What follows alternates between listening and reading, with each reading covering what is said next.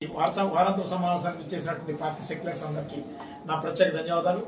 ఈరోజు రాష్ట్రీయ ప్రజా కాంగ్రెస్ పార్టీ ప్రధాన ఎజెండాలో ప్రధాన అంశం ఏంటంటే ఈరోజు కార్పొరేట్ ప్రైవేట్ హాస్పిటల్స్ లో జరుగుతున్నటువంటి ఘోరాలు ఇంకెక్కడా జరగడం లేదు.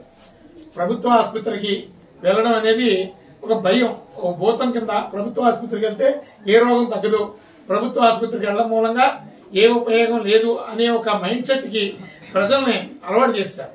ఎందుకంటే అక్కడ వైద్యం నీరుగార్చారు. అలాగే దాని ప్రభావం ప్రైవేట్ కార్పొరేట్ హాస్పిటల్స్ పెరగడం మొదలైంది. నిజానికి ప్రైవేట్ కార్పొరేట్ హాస్పిటల్స్ లో డాక్టర్స్ క్వాలిఫైడ్ ఉన్నారో లేదో తెలియదు. హోమియోపతి డాక్టర్స్, లేదంటే హెర్బల్ డాక్టర్స్, లేదు ఫిజియోథెరపిస్టులు కూడా కొంతమంది చైనా సర్టిఫికెట్లతో కూడా ఐసీయూ బ్లాక్లలో వాళ్లే ట్రీట్ చేస్తున్నారు.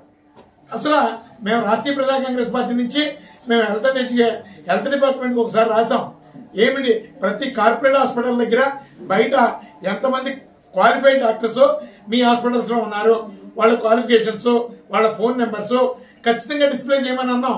ఎందుకంటే లోపల ట్రీట్ చేస్తున్నటువంటి డాక్టర్ ఒకళ్ళు, మేనేజ్మెంట్ ఒకళ్ళు, ట్రీట్ చేస్తున్నటువంటి డాక్టర్స్ కి అర్హత లేదు. చిన్న చిన్న కారణాలకు కూడా చచ్చిపోతున్నారు. అసలు హాస్పిటల్స్ లో రాస్తున్నటువంటి మందులు ఏ రోగికి కూడా రోగం తగ్గకపోగా కాలక్రమంగా నెమ్మదిగా వాళ్ళు రాసినటువంటి మందులు వాడుతూ ఉంటే మరో కొత్త జబ్బులు వస్తున్నాయి. అలాగే టెస్ట్ కూడా మాకు ఒక సర్వే రిపోర్టు నేను ఈ మధ్యకాలంలో చదివాను. సుమారు భారతదేశంలో 1,00,000కు పైగా ల్యాబ్ టెస్ట్ కేంద్ర సెంటర్స్ ఉన్నాయట. అందులో 1000కి మాత్రమే గుర్తింపు ఉందట, 1000 మాత్రమే క్వాలిఫైడ్. అంటే మిగతా అన్ని బోగస్ సర్టిఫికెట్లు.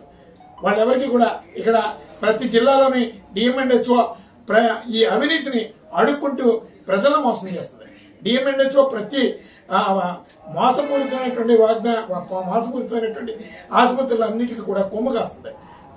వాళ్ళ దగ్గర అవినీతి సొమ్ము అడుక్కుంటూ ప్రజలు అనారోగ్యాలకు కారణమవుతుంది. అలాగే నిబంధనలకి అనుగుణంగా ఏ కార్పొరేట్ హాస్పిటల్ ఉండదు. వాళ్ళు రాసే మందులు కాలం చెల్లినటువంటి మందులు. అలాగే ఫార్మాస్యూటికల్ కంపెనీలు కూడా ఏ డ్రగ్ వాడుతుంది, ఆ డ్రగ్ ఎంతవరకు ఉపయోగపడుతుంది, దాని మూలంగా సైడ్ ఎఫెక్ట్స్ ఏంటి, కాలక్రమంగా వచ్చేటటువంటి ఇబ్బందులు ఏంటి, ఈ మందులు వాడితే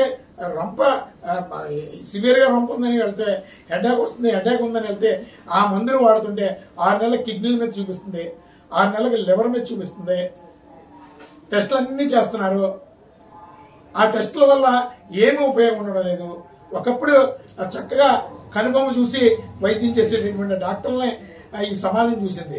నాడి పట్టుకొని చూసి వైద్యం చేసేటటువంటి డాక్టర్లనే ఈరోజు సమాజం చూసింది. చిన్న కారణాలకి మన ఇళ్లలో అమ్మమ్మలు, బామ్మలు చిన్న వంటింటి చిట్కాలతో గొప్పగా ఏ జబ్బునైనా తగ్గించారు.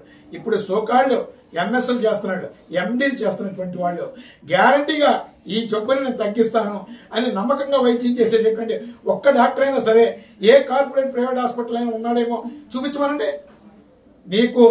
నేను ఏదైనా ట్రీట్ చేయాలి అంటే, సివియర్ ట్రీట్మెంట్ జరగాలి అంటే ఆ బంధువులతో ఒక అఫిడవిట్ ఇవ్వాలి. నీకు ఏదైనా ప్రాణం పోయినా, నీకు ఏదైనా రియాక్షన్ వచ్చినా దానికి బాధ్యత మీరే, మీ కుటుంబ సభ్యులే, మీ ఒత్తిడితోనే నేను చేశాను. నువ్వెందుకు డాక్టర్? ఇంకా ఇంత చేతగాని వైద్యం ఈరోజు ప్రభుత్వ కార్పొరేట్ హాస్పిటల్లో జరుగుతుంది. దీనికి వైద్య శాఖ నిమ్మకి నీరెత్తినట్లు వ్యవహరిస్తుంది. డిఎంఎండ్హెచ్ఓలన్నీ అవినీతి కోపంగా మారినాయి. నీకే వైద్యం క్వాలిఫైడ్, ఎంఎస్ అవ్వచ్చు, ఎండి అవ్వచ్చు, న్యూరో సర్జన్ అవ్వచ్చు, ఏదైనా డెర్మటాలజిస్ట్ అవ్వచ్చు, ఏదైనా నువ్వు ఒక అర్హత కలిగినటువంటి డాక్టర్వి. ఒక కాన్ఫిడెంట్ గా నీ జబ్బు నేను తగ్గిస్తాను అని చెప్పలేవు. నీ చావుకి నువ్వే బాధ్యుడివి అని నేను వైద్యం చేస్తాను రండి అని చెప్పి లక్షల రూపాయలు, కొన్ని సందర్భాలు కోట్లు కూడా లాగేస్తుంటారు.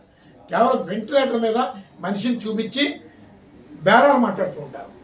అందుకని అసలు ఓవరాల్ గా దేశవ్యాప్తంగా జరిగినటువంటి అనేక ఆపరేషన్స్ మీద ఒక స్టడీ జరిగింది.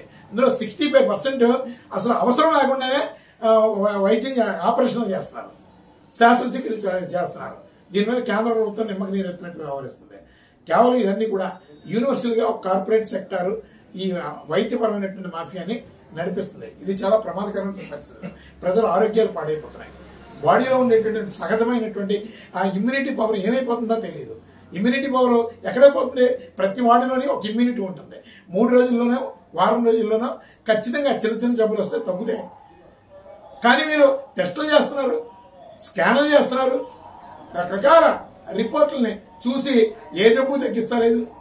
చిన్న కారణం చేత హాస్పిటల్ మెట్టెక్కితే మళ్ళీ 6 నెలలకి నువ్వు సరెండర్ అవ్వాలి.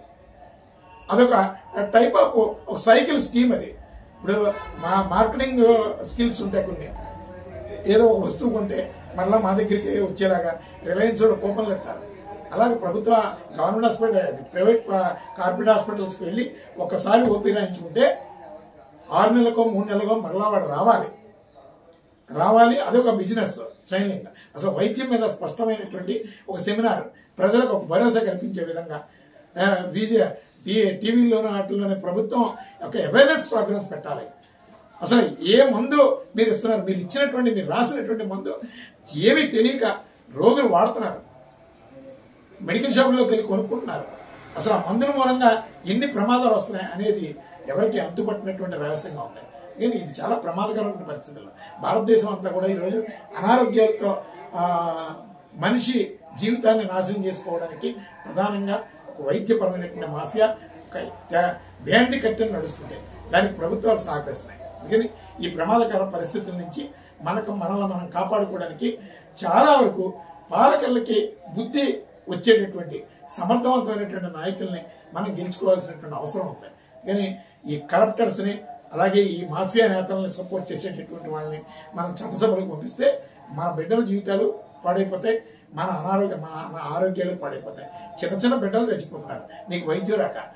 ప్రసవం డెలివరీ కూడా చేయలేనటువంటి స్థితిలో కొన్ని హాస్పిటల్స్లో ఉన్నారు. మా పూర్వం మా చిన్నప్పుడు మంత్రసాలలో వైద్యం చేసి బిడ్డకి హ్యాపీగా ఆరోగ్యవంతమైనటువంటి డెలివరీ ఇచ్చేది. చాలా చక్కగా ఈరోజు 1,50,000 రూపాయలు 2 లక్షల రూపాయలు డెలివరీకి తీసుకుంటున్నారు. అయినా బిడ్డలు చచ్చిపోతున్నారు, ఏదో ఒక అనారోగ్య సమస్యలతో పడుతున్నారు. మీ చేతకారదామే కదా, మీకు వైద్యం వచ్చు, చైనా సర్టిఫికేట్ అవ్వచ్చు. అసలు మీరు చదువుకున్న సర్టిఫికేట్ల ముందు డిస్ప్లే చేయండి, ఇయర్లీ వన్స్ చెక్ చేయండి మీ సర్టిఫికేట్ని. కానీ వైద్యం రానటువంటి వాళ్ళే ఎక్కువ శాతం ప్రభుత్వ కార్పొరేట్ హాస్పిటల్స్లో డాక్టర్గా ఉంటున్నారు. లోపల ఎమర్జెన్సీ వైద్యం కూడా వాళ్లే చేస్తున్నారు. ఇదంతా ఒక పెద్ద ప్రమాదకరమైనటువంటి ఒక మాఫియా నడుస్తుంది. దీని మీద సరైనటువంటి ఒక మానిటరింగ్ ప్రభుత్వమే డెసిషన్ తీసుకోవాలని చెప్పి ఈ సందర్భంగా తెలియజేస్తాం. లేకపోతే ప్రజల్లో తిరుగుబాటు వస్తుంది. ఖచ్చితంగా ప్రభుత్వానికి ఏదో ఒక వాళ్ళ పాలనకి గడ్డి పరిస్థితులు వచ్చేటటువంటి ఒక ప్రమాదం నుంచి వస్తుందని చెప్పి ఈ సందర్భంగా రాష్ట్రీయ ప్రజా కాంగ్రెస్ పార్టీ నుంచి హెచ్చరిస్తున్నాం.